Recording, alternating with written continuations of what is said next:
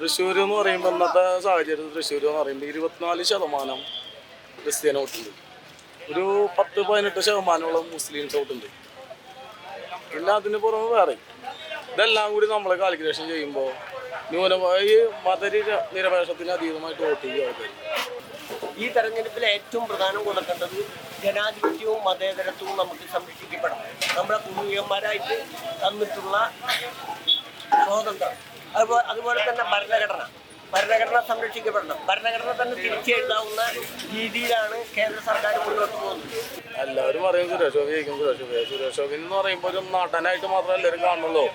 എല്ലാ മേഖലയിലും നമ്മളെ ജനങ്ങൾ കൈ കൊടുക്കണോ കാണണമെന്നല്ലാതെ അതൊരു നടനെ മാത്രമല്ല അവർ ഉദ്ദേശിക്കണമല്ലോ. ഒരു രാഷ്ട്രീയ പാർട്ടിക്കാരനായിട്ട് അദ്ദേഹത്തെ ആരും ഉൾക്കൊള്ളാൻ കഴിയണല്ലോ.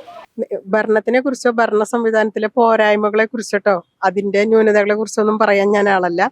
പക്ഷെ VS സുനിൽകുമാർ, VS അച്യുതാനന്ദന് ശേഷം കേരള രാഷ്ട്രീയത്തിലെ ഒരു നല്ല വ്യക്തിത്വത്തിന് ഉടമ അന്തിക്കാട്ടുകാർക്കറിയാം അദ്ദേഹത്തിനെ കുറിച്ച്. ഈ തൃശ്ശൂരിനറിയാം. തൃശ്ശൂരിലെ ഈ വടക്കുന്നാഥന്റെ മണ്ണിൽ നിന്നുകൊണ്ട് സംസാരിക്കുമ്പോൾ വടക്കുന്നാഥന്റെ ഈ തൃശ്ശൂർ പൂരം ഇന്ന് ഇത്രയും മഹത്തരമായിട്ടുള്ള രീതിയിൽ നടത്താനായിട്ട് ചുക്കാൻ പിടിച്ച ഒരു വ്യക്തി എന്നുള്ള നിലയിലും ഒരു സാധാരണക്കാരനായിട്ട് ഇന്നും ജീവിക്കുന്ന ഒരു വ്യക്തി. അദ്ദേഹം മറ്റുള്ള നേതാക്കന്മാരുടെ പോലെ വാക്കിലോ വാക്സാമർത്ഥ്യത്തിലല്ല, അത് ജീവിതത്തിലെ പ്രവൃത്തിയിൽ തെളിയിച്ച് കാണിച്ച വ്യക്തിയാണ് അഡ്വക്കേറ്റ് സുനിൽകുമാർ. കേരളത്തിൽ മതേതര രാഷ്ട്രീയമാണ്. എല്ലാ ജനങ്ങളും ഇപ്പോൾ നമ്മൾ ഈ ഇരിക്കുന്ന ഈ സ്ഥലം ഉണ്ടല്ലോ, ഇപ്പോൾ എല്ലാ ജാതിക്കാരും വന്നിരിക്കുന്നുണ്ട് ഈ സ്ഥലം.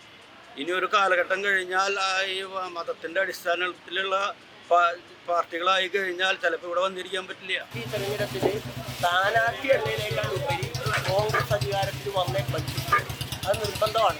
കോൺഗ്രസ് വന്നാലേ നമുക്ക് നമ്മളുടെ സ്വാതന്ത്ര്യം നിലനിർത്താനും മൗലികാവകാശങ്ങൾ നിലനിർത്താനും ഭരണഘടന നിലനിർത്താനും ഒക്കെ കഴിയുള്ളൂ. അതിൻ്റെ ഭാഗമായിട്ട് മുരളീധരൻ തന്നെ ഇവിടെ ജയിച്ചുള്ളതാണ്. നമ്മളെ വീട്ടമ്മമാരിന്ന് ബുദ്ധിമുട്ടാ. 450 രൂപ ഉണ്ടായിരുന്ന ഗ്യാസ് ഇന്ന് 1000 രൂപയാണ്. അതൊന്നും ഒരു പ്രശ്നമില്ല. ഇപ്പോൾ ഓരോ കാർഡുകൾ എടുത്തിട്ട് കൊണ്ട് ജനങ്ങളെ പൊട്ടന്മാരാക്കുക.